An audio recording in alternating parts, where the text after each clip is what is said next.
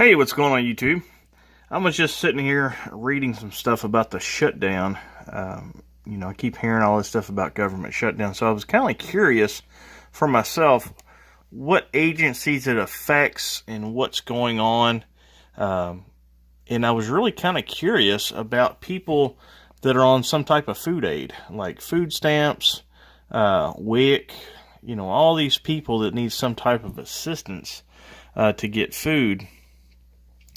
And it also, my buddy George was, telling me I probably shouldn't expect a IRS refund on time this year, but I don't really care because I try to go out of my way to make sure I don't get any money back from the government.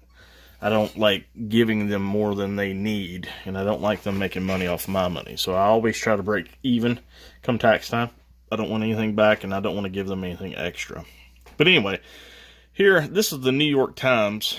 It says when the shutdown began, most IRS operations stopped, with about 12% of the agency, nearly 80,000 employees reporting to work, according to a contingency plan. That plan, which covered the end of last year, did not make clear what the IRS would do in 2019. On Monday, the Trump administration said it would put many of the employees back to work without pay until the shutdown ends to ensure the distribution of tax refunds. But some questioned whether the White House had the authority to do so. Let's see. With the tax filing season about to begin, the agency will no doubt face plenty of questions from taxpayers over the recent changes to the tax law. Then it goes down here to the food aid and inspections. 40 million or so people who receive food stamps will receive the benefit for January, according to the Agriculture Department, which administers the program. Other programs focused on child nutrition, including school lunch and breakfast programs, will also continue operating into February, the department said.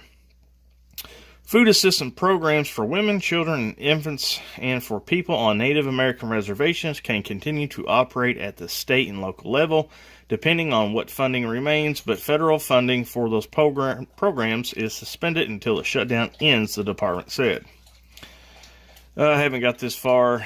Inspections of meat, poultry, eggs, grain, and other commodities will continue too, it said.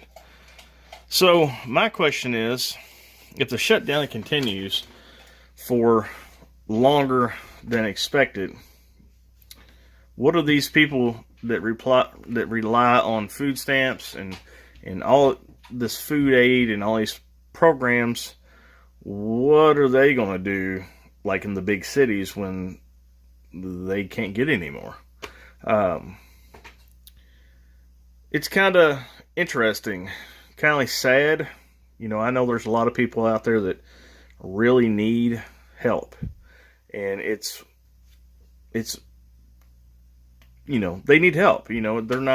They're elderly folks or people with disabilities that need food and welfare and stuff like that. Now, for the people that abuse the system, I really don't care about them. But for the people that genuinely need help, it could get to be a pretty touchy situation. And I also see a lot of these people that abuse the situation in the system. I can see things getting possibly violent. Now, here is an article on the Washington Post talking about the farm bailout, how the Trump team extends the deadline. And I didn't know anything about this. Of course, I really don't watch the news a whole lot. It talks about the government shutdown has stalled President Trump's program to send billions of dollars to farmers hurt by the trade war with China, as the Agriculture Department office responsible for administering the payouts is closed for lack of funding. On Tuesday, Agriculture Secretary Sonny Perdue announced that the department has extended the deadline for farmers to apply for bailout payments. The application window has slated to close January 15th, but Perdue said Tuesday that the deadline will be extended at minimum weeks after the shutdown ends.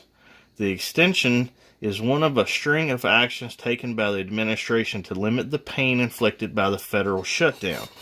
Even as the extended lapse in funding brings to a halt an increasing range of government functions, the move also reflects the administration's attempt to protect a U.S. agriculture community hurt by the downturn in commodity prices caused in part by Trump's trade war with China.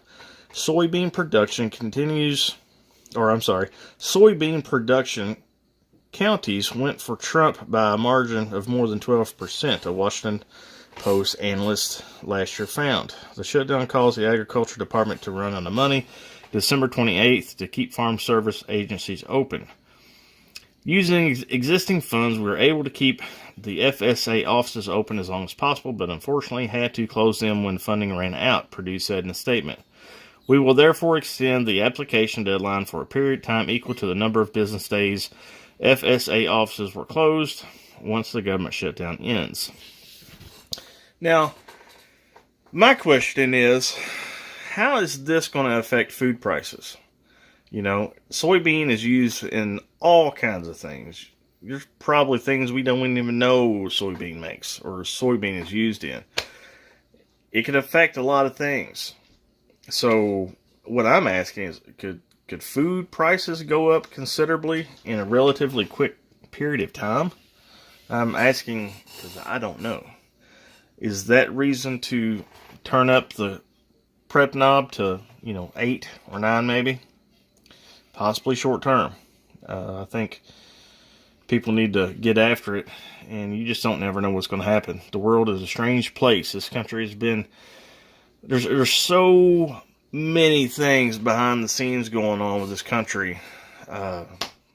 It's just really, really an unpredictable situation that Americans are possibly in. So I think everybody should really hunker down and get your food squared away, at least for a short term of 6 months. I get maybe that report was right. People need to...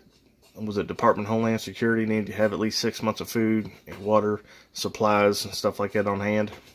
Maybe they were telegraphing a warning by the study. Who knows? But